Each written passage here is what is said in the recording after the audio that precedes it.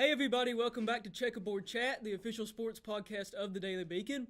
I'm Tyler Wombles, and that's Damichael Cole, and we're back here bringing you more sports news, updates, and whatever you want to talk about in regards to Tennessee athletics. First of all, Damichael, yesterday was a pretty big day for Tennessee football. Just obviously it was National Signing Day, a lot of recruits choosing their future homes for the next 4 years. Tennessee signed a couple recruits. What are your main takeaways from signing day, and who are some recruits that you liked out of that class? Well, obviously Tennessee missed on a couple of big-time prospects, but you got to be impressed with the class overall. Tennessee was able to come away with 20 prospects after all of those decommitments they had. I mean, before Bush Jones firing and when he was fired, Tennessee lost a lot of players, and this class was ranked top 5 at one point. And to rebound from that and still come away with a top 20 class on, some websites is a pretty good deal. And J.J. Peterson, of course, is a guy that a lot of people like, and I really like him. I think in Pruitt's 3-4 base system, he'll be a guy that can really wreak havoc on the quarterback, and he'll probably be a starter next year. Yeah, for sure. And another guy I was thinking about is Trevon Flowers. Obviously, he's a guy, he was committed to Kentucky to play baseball, obviously, which was sort of the big story, one of the big stories out of signing day. He's a guy that, wants to play both sports in college. The word was that Pruitt and his staff told him that he would be able to play baseball. They didn't have a problem with that. I'm not sure if that will actually come to fruition, if that will develop over the years. He did say football is his number one sport. He made that clear. Right.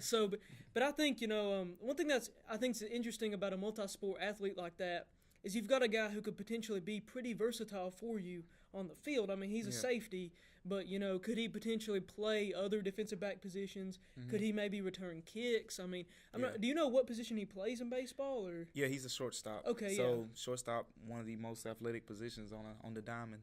Most definitely, yeah. Exactly. So I think that will be interesting to look at with Flowers, just sort of look at, will he be able to translate that versatility from, the baseball diamond to the football field and back, what positions he will play. Another guy I was really focused on was Cedric Tillman out of Bishop Gorman. I mean, if anyone doesn't know, Bishop Gorman is powerhouse. A huge powerhouse high school. They're ranked in the top 10 in the nation a lot of times, won a lot of state titles. Damichael, just a question for you. Do you think that coming out of a high school like that, a pretty powerhouse high school, do you think that could help Tillman in transitioning to college to sort of have more success after really having that success in high school? More times than not, I think that's a really good thing for a prospect because you deal with really good facilities in high school, and you deal with, obviously, you get better coaching, and just a lot of things are better at those type high schools, and you see it in basketball too. When you come from top-tier programs, you're more prepared when you go to college.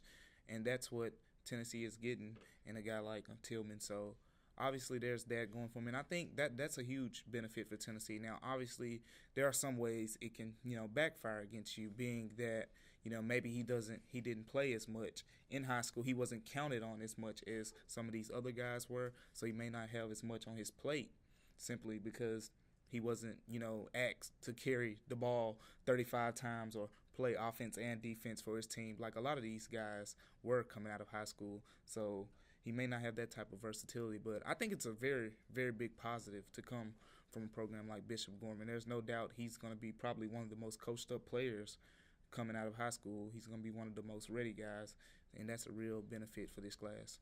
For sure, and then, obviously the Vols added a couple guys yesterday, but they had some pretty good signees in the early signing period as well. You've got like Alontae Taylor, a guy who could be a playmaker right away, guys like that. And I don't necessarily want to turn to the negative, but Michael, they did miss on a few guys that they were looking at. Obviously, Isaac Taylor Stewart, Quay Walker. Obviously, there was that story with Quay Walker where, if anyone doesn't know, he did originally put on a Tennessee hat in his signing, and then he took it off and flung it across the room and committed to Georgia. It was Georgia, right? Yep. Yeah, okay. And so just basically, DeMichael, how much of a loss do you think losing those guys like Taylor Stewart and Quay Walker will be for Tennessee? Do you think it's a big impact on their depth, and do you think they sort of made it up with some of the other signees they had? As of right now, I think it's a huge loss. Both of those guys, being that they were able to get in the running for those guys and have a chance at them, it's a huge loss right now. But I think that won't be made up this year. They can't make it up this year. But next year's recruiting class, Pruitt, he kind of made some guarantees and some promises saying that, next year they will be one of those teams at the top, and that's where you can make up for it at, because right now you lose a guy like Stewart. And Pruitt did say he feels like, they have some pretty good defensive backs on this team. And, Tennessee was one of the best pass defenses statistically, in the SEC last season. So we'll see, what kind of effect the loss of Stewart has on the secondary. But a guy like Quay Walker, I thought pairing him with J.J. Peterson would have been really, really big. Huge, and they could have.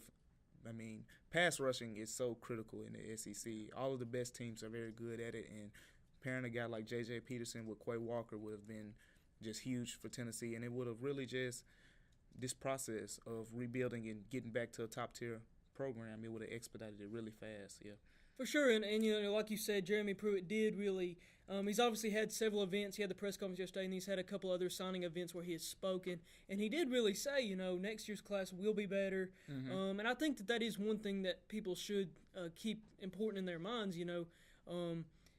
Pruitt, he came in at a time after really a disastrous coaching search, essentially, when, anytime you have a transition of a head coach, whether they're fired or they leave, you have some recruits that jump ship. I think all of the SEC schools that went through those kind of transitions, all of them were ranked outside of the top 10. Yeah, for sure. With a lot of them being in that 14, 15, and even in the 20s. So for Tennessee to come out 20, I think it's really good with the coaching change, and a lot of the recruits loved Butch Jones. For sure. So, for them to come out with 20 commits, it's pretty huge. And Pruitt is a guy that a lot of his players at Alabama did love him. He's been, called a player's coach, so we'll see where that goes. Obviously, there is a lot more time to judge what's going to happen. And to mention one big thing with this recruiting class is with Tennessee having just 20 commits, they can possibly sign up to 30 commits next season. With the hard cap being at 25, they'll have 5 guys that they can back count, and they could possibly sign up to 30 commits next season. Now, they'll probably go out and grab a couple transfers and maybe get a graduate transfer guy, and those guys would count as a part of this class with the NCAA rules the way they are now. But if they don't get any transfers, they could sign up to 30 players next year. They'll definitely have one of the top classes if you can sign 30 players. Yeah, for sure. It'll be interesting to see how all of this plays out. But we're going to switch gears a little bit here, and we're going to talk about some Vols and Lady Vols basketball. Obviously, the Vols have played really well this season, as have the Lady Vols. They're both highly ranked teams. Starting off with the men's team, obviously DeMichael is one of our men's basketball beat writers, and he actually made the trip with our other beat writer over to Kentucky. So just first of all, DeMichael, what was that atmosphere like? What was it like for you going over there, getting to, cover a game in Rupp Arena? And obviously, the Vols did come away with the win. So just what do you think led them to that win, and where do you think they are right now? Well, overall, it was an amazing experience just, to be in that arena with that kind of historical, all the things that have happened there, and to see all the jerseys and the banners and all of those things. But this Tennessee team is for real. And when I say that, compared to where they were picked, second to last in the SEC, they've came a long way, and they're on a 6-game winning streak right now, which is their longest win streak of the season.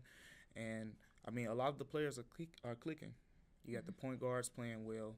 The forwards are playing well. Kyle Alexander's playing his best basketball of the season, and that was a guy that was very inconsistent. Lamonte Turner was another guy that was inconsistent. He's playing his best basketball of the season. So right now what you have is a lot of those inconsistent players are starting to become consistent. And you team that up with a guy like Admiral Schofield, who you know what you're going to get from him, and a guy like James Daniels, who you know you're going to get from him, and a guy like Jordan Bowden, who for the most part you know what you're going to get from him. Right. And of course, Grant Williams. Yeah, we all know what we're going to get from Grant Williams pretty much every game. So you combine those inconsistent players becoming more consistent with the consistent players, and right now what you have is a top 15 ranked team in the nation. For sure, and obviously you did mention Lamonte Turner. He's a guy. He had that big shot against Kentucky. And I think the evolution of him is sort of interesting. He's a guy that has played, a lot of point guard, and he has been criticized in some ways for that for his play. As a point guard, some people have wanted Jordan Bone more in that role because he's more of a traditional pass first guard. Yeah. But Lamonte Turner has he's a scorer and he can set it on fire if he has to. So I think it was interesting to see him really.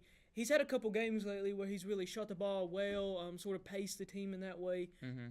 And then you mentioned Jordan Bowden. He's a guy that can be one of the best three-point shooters in the SEC if he's having a good night. Yeah.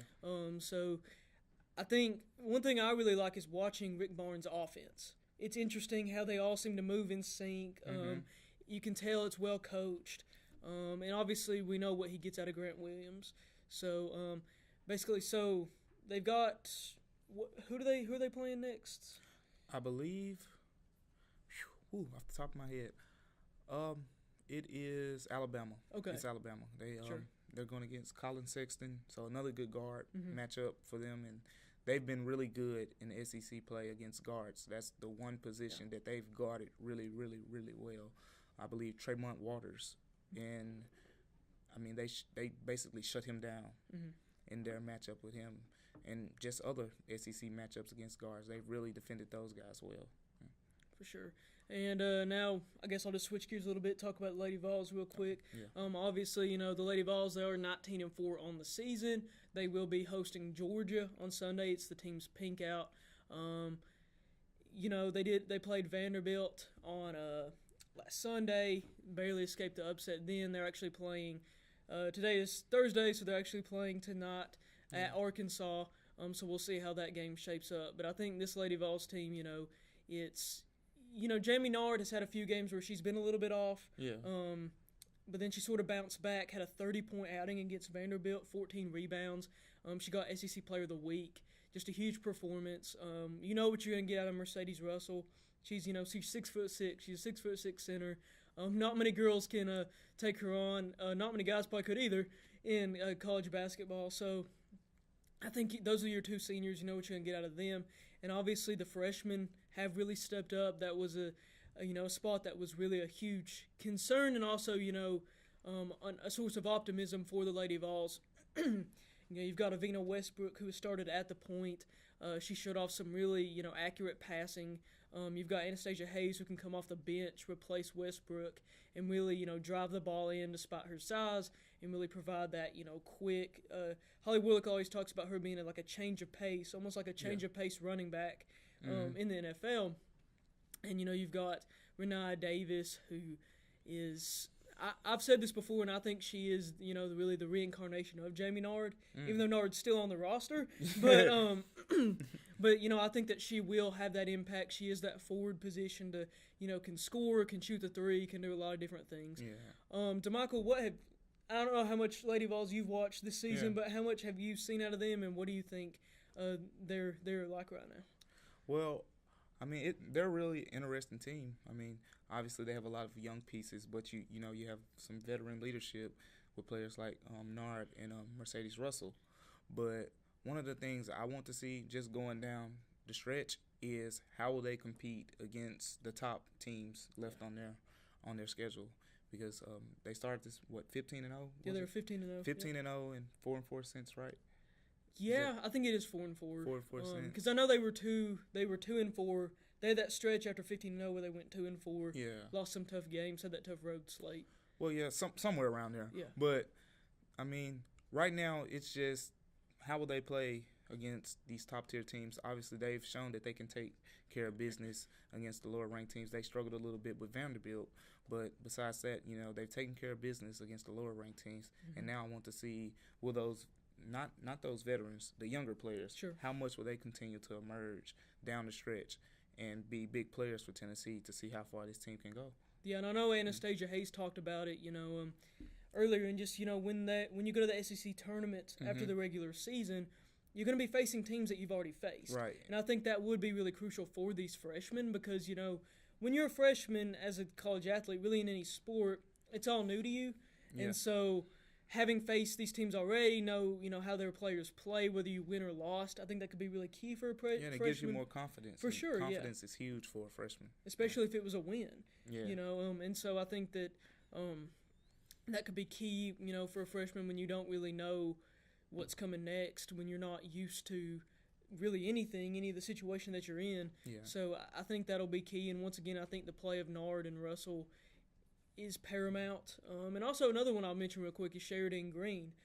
We actually had a feature on her a little while ago, and she's just a player, Will Backus, who is the other beat writer for the Lady Vols, he and I have talked a little bit, and we feel like she's almost like the Lady Vols version of Grant Williams.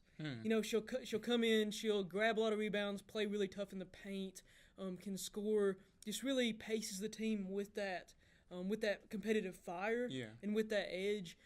So it'll be interesting to see how she does this season. Obviously, it is her first season back, coming back from an ACL injury after transferring into the program. So it'll be interesting to see, how she plays in the postseason, how much of an impact she has on the team moving forward.